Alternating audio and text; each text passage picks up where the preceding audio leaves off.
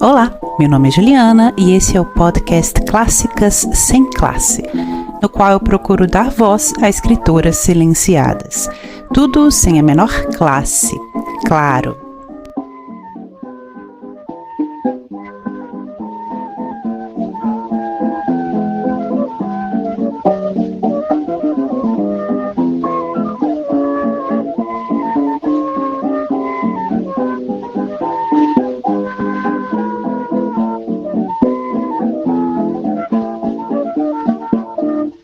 O episódio anterior foi um episódio bônus no qual eu li uma crônica da Carmen Dolores que encontra-se reunida na obra Ao Esvoaçar da Ideia de 1910, crônica que trata dos cartões postais ou da ojeriza da Carmen pela modinha de cartões postais da Belle Époque no Rio de Janeiro. Pois bem, hoje temos mais um episódio bônus do nosso podcast e eu lerei outra crônica reunida na obra Ao Esvoaçar da Ideia, que é a crônica Um Protesto. Então vamos lá, vamos à crônica. Abre aspas. Um protesto. Andam a propalar por aí que eu sou uma revolucionária. Eu? Daqui desse meu retiro em frente ao alteroso perfil do Corcovado, entre as minhas árvores tão calmas e os meus livros tão serenos? Não é verdade. E venho protestar, mas sorrindo, tanto a acusação me parece engraçada, até cômica, atendendo aos elementos de que disponho para fazer revoluções de ideias, que outras não existem.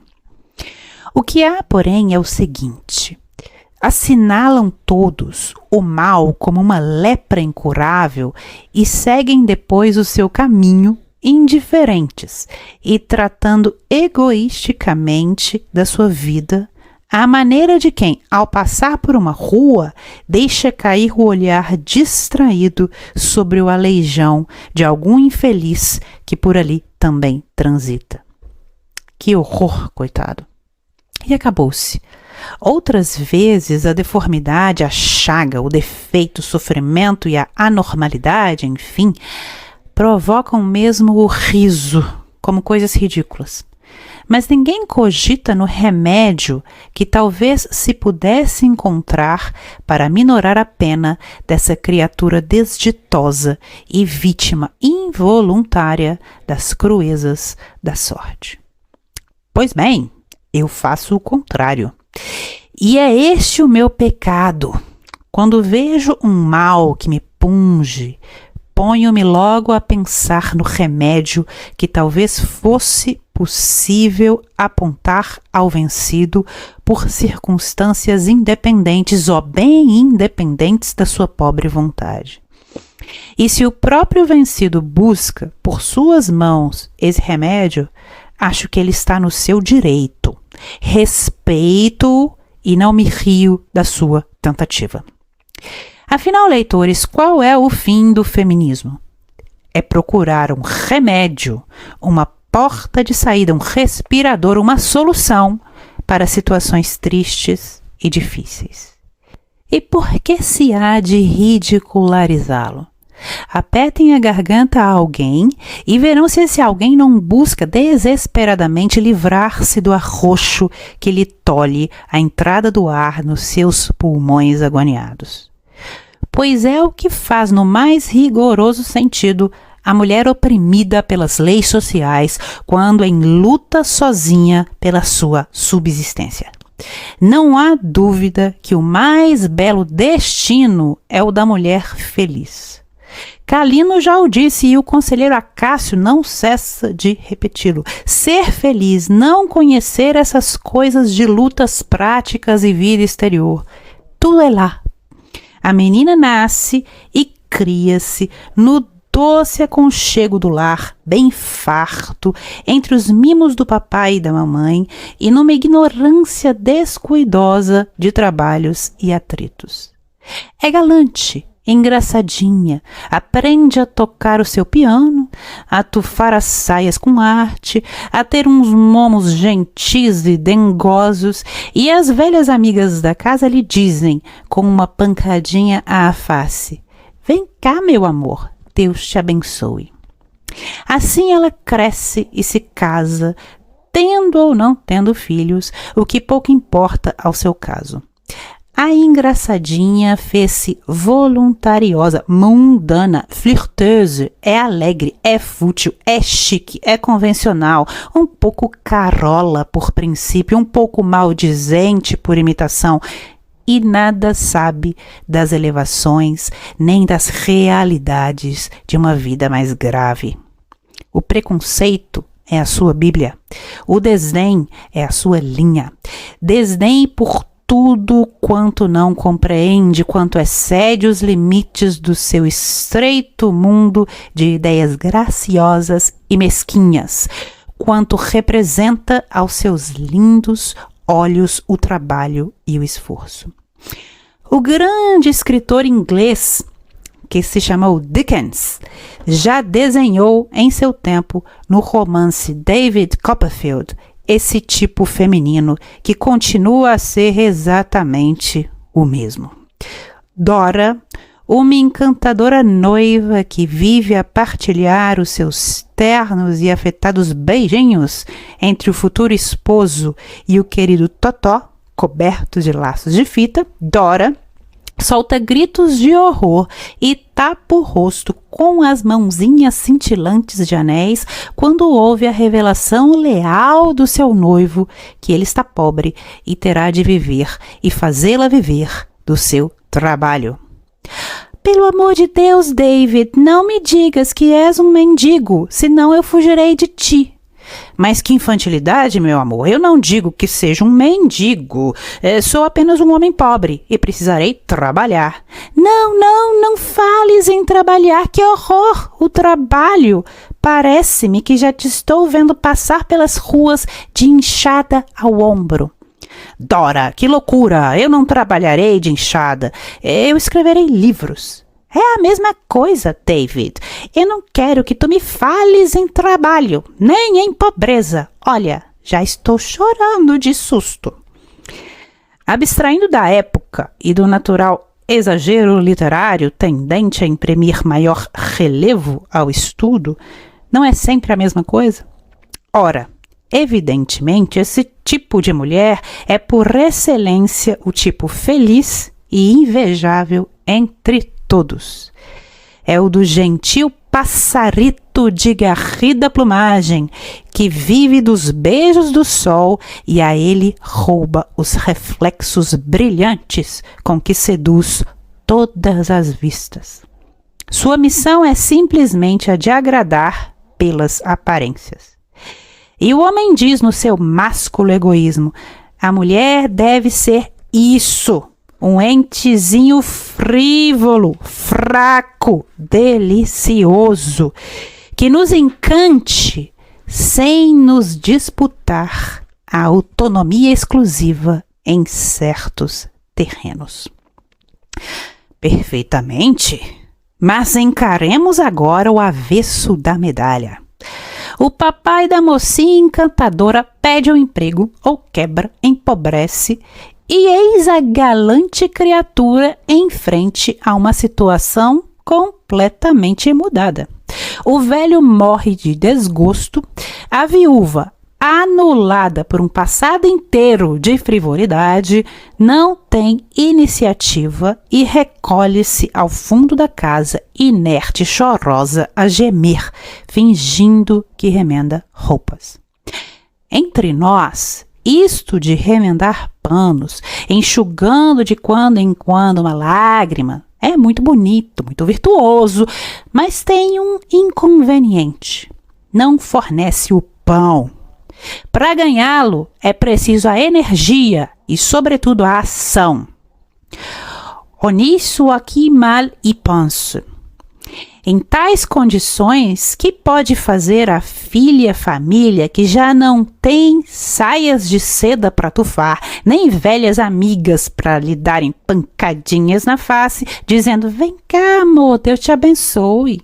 O caso é difícil, porque os parentes e amigos desertaram para evitar os pedidos de conselhos. Os irmãos?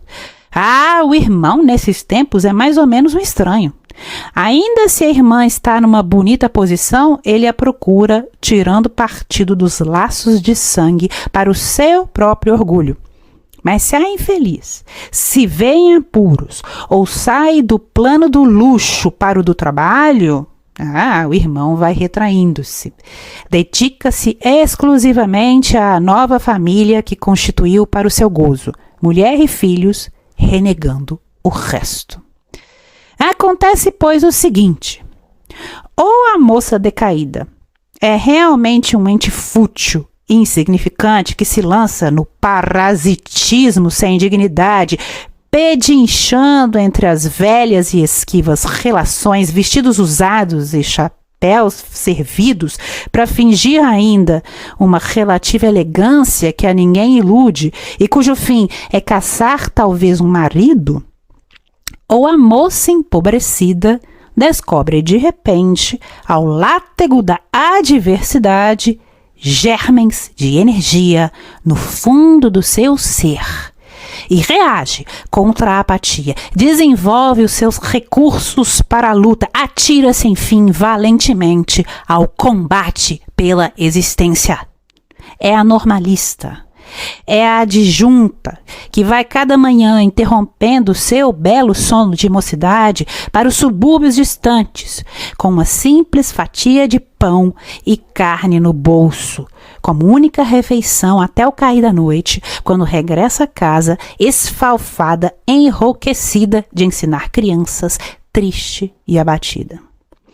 Eis nesse tipo a feminista, que faz concorrência ao trabalho do homem, luta como ele e naturalmente pleiteia com justiça a sua liberdade e os seus interesses no terreno em que a sorte e não o seu gosto a arrojou. Sim, porque trabalhar sem tarefa obrigatória é agradável a qualquer espírito ativo, mas trabalhar incessantemente, com vontade ou sem ela, mesmo quando a fragilidade do sexo requer a pausa e o descanso, eis o que nunca pode ser um prazer. É apenas o dever, e o dever parece às vezes bem duro. Quantas ocasiões eu própria esqueço o tempo, estirada na minha boa cadeira de balanço, com um romance ameno entre as mãos e o olhar sorrindo ao meu jardim, às flores que me adornam a mesa e cujo aroma docemente me inebria. É a distensão dos nervos e do cérebro, indispensável à vida. Mas de súbito, um pensamento me sacode e me fustiga. E o artigo a entregar. E corro, precipito-me, todo o meu instinto feminino cede à imposição da luta feminista, que requer o sacrifício do meu ócio e do meu repouso. Por que, então, se há de ridicularizar a mulher que trabalha, que abandona os moldes da ociosidade elegante e fútil, que ensina, que anda pelas ruas sobraçando livros e músicas, que é a eterna solitária, a eterna errante, a eterna combatente e a eterna triste? O feminismo é um remédio. E, como tal, deve ser encarado pelos espíritos inteligentes. É a única solução para a mulher desamparada que tem de ganhar o seu pão. E pois que sozinha ela precisa desenvolver todas as energias de um homem na concorrência terrível ao trabalho remunerador, seja-lhe logicamente permitido o direito de reclamar também para o seu uso as mesmas liberdades e as mesmas garantias. Do contrário, bem se vê, é a lei do leão, reservando para si todas as regalias e deixando à mulher só o esforço sem a recompensa desse esforço. Eu compreendo um pouco o receio dos egoísmos masculinos num ponto que eles não confessam e é, contudo, o único que representa a verdadeira preocupação. O homem teme que o feminismo dispa a mulher do seu encanto próprio, masculinizando-a, o que privará os seus olhares autoritários do regalo preferido, uma mulher um bocadinho estúpida, mas chique. Qual? Não receiem isso. A mulher, e sobretudo a mulher brasileira, é sempre e essencialmente feminina, mesmo quando abraçada por necessidade aos princípios feministas. Tem a morbidez lânguida da raça. Os olhos conservam a luz carinhosa da ternura. E mesmo se veste o casaco tailleur das doutoras, tem uma ondulação felina de curvas que trai de longe a mulher, a verdadeira mulher. A mulher quand même, apesar dos livros e da papelada. É apenas, em resumo, uma mulher laboriosa. Faz mal? É isso, espero que tenham gostado aí dessa crônica da Carmen, que tenham tido um gostinho da escrita da autora, da escrita vigorosa da autora. Nós, como eu já disse, faremos a leitura conjunta da obra A Luta, de Carmen Dolores, e faremos a discussão dessa obra no sábado, dia 31 de agosto, às 17h30, horário de Brasília. Ainda dá tempo de você participar, se quiser. O nosso clube de leitura clássica sem classe, o clube do podcast, é aberto e gratuito, aberto a todos. Todas as informações vocês encontram no box de informação desse podcast. É isso, e eu vejo vocês no próximo episódio.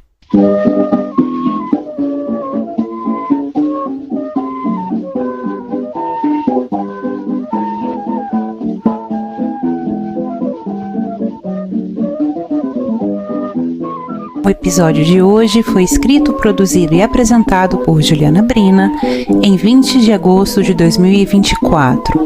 A música tema foi baseada na peça Plangente de Chiquinha Gonzaga, de 1877, interpretada pelo grupo Chiquinha Gonzaga em gravação de 1912.